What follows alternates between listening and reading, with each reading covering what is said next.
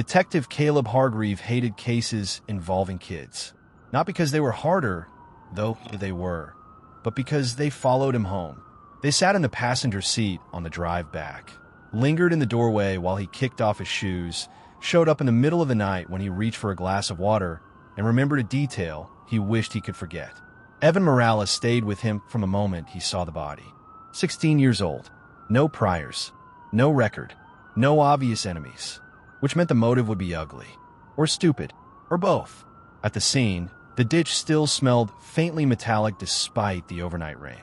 The coroner's team had already done their work, but Hargreave crouched anyway, staring at the flattened grass, the drag marks leading from the road. This wasn't a hit and run, he said. Officer Patel nodded. No skid marks. No panic stop. He was moved. Yeah.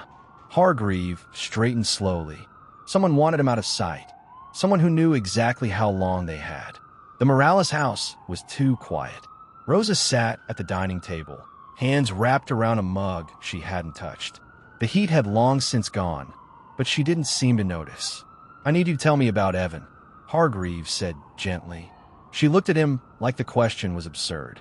He was my son, she said. That's who he was. I know. School, friends, anyone he was afraid of. Rosa shook her head. He was afraid of everything lately. The world. The news. Police cars driving slow. But he wasn't in trouble. He stayed home. He played his guitar. He helped me with groceries. Her voice cracked, sharp and sudden. They killed the wrong boy, she whispered. Hargreave paused. What makes you say that? She looked up at him then, eyes red but burning with certainty. Because if someone wanted to hurt someone, it wouldn't be Evan. Evan's phone was recovered later that afternoon. Cracked screen. Dead battery. Found in a storm drain 2 blocks from where his body was discovered. The techs pulled what they could. Messages. Location data. A partial video file that cut off after 4 seconds. Jostled, dark, useless. But one thing stood out. The last outgoing text, sent at 9:13 p.m. Evan, yeah.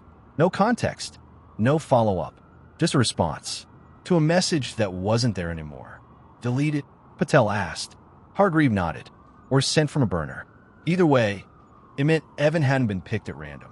Someone had been looking for him. Or someone they thought was him. The neighborhood cameras filled in pieces, but not the whole picture. A dark sedan, possibly black or navy, passed Cherry Street at 9:14 p.m. It looped back 5 minutes later. At 9:21, it stopped. No license plate. No clear faces. But the car showed up again at 9:39, heading south, faster this time. Could be coincidence, Patel said. Hargreave didn't answer. He was staring at the still frame of the passenger window, lowered just enough to suggest a conversation. Pull records for similar vehicles, he said, and check recent assaults. Patel hesitated.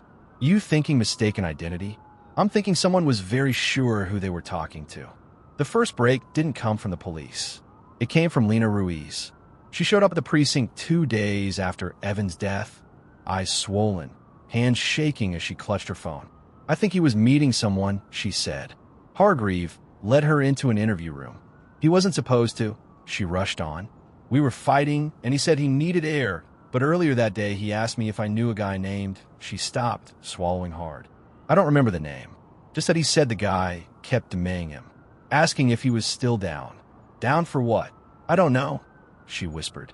Evan thought it was a scam. Did he respond? Lena nodded. Tears slid silently down her cheeks. He sent a picture. Hargreave felt his stomach drop. What picture? She unlocked her phone with trembling fingers and slid it across the table. It was Evan standing in front of his bedroom mirror. Hoodie, neutral expression, nothing incriminating. But the angle, the shadow across his cheek, the slight blur, made him look like someone else.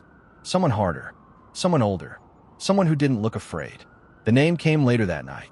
Evan R. Morales. Same city, same last name, same first name, different middle initial. 22 years old, known to police, affiliated with a crew operating out of the South End. Recently suspected, but never charged, in a robbery that left one man hospitalized. That's our guy, Patel said. That's who they wanted. Hargreave stared at the screen, ball rising in his throat. Same hair, same build, same damn name. But they got the wrong Evan, Patel finished quietly. Rosa didn't scream when they told her. She didn't cry. She just sat very still, like her body had forgotten how to move. So they killed my son, she said slowly, because they couldn't read a middle initial. Hargreave swallowed. We believe so. She nodded once. Then she stood up. I want to see him, she said. In custody? Hargreave asked. No, she said, her voice cold and steady. The one who lived, the real target, Evan Rafael Morales, was arrested the next morning on an unrelated charge. When Hargreave walked into the interrogation room, the resemblance was unmistakable. Same eyes, same jaw, different posture. This Evan leaned back in his chair like he owned the room. You hear about the kid? He asked casually. Hargreave didn't blink. You know he's dead? Yeah, Evanar said. Not my problem. Someone thought he was you. That got his attention. He leaned forward, expression sharpening. Say that again. They asked his name, Hargreave said, and he answered. For the first time, something like fear flickered across Evanar's face. They were supposed to scare me, he muttered. That's it. Just scare me. Who? Evanar hesitated. Then he smiled, a thin, broken thing. Too late now, right? The suspects would come later. The motive would unravel slowly. But that night, Hargreave sat alone in his office, staring at the case file, thinking about a 16-year-old boy who answered to his own name and paid for it with his life. Mistaken identity wasn't an accident. It was negligence weaponized, and someone had pulled the trigger anyway.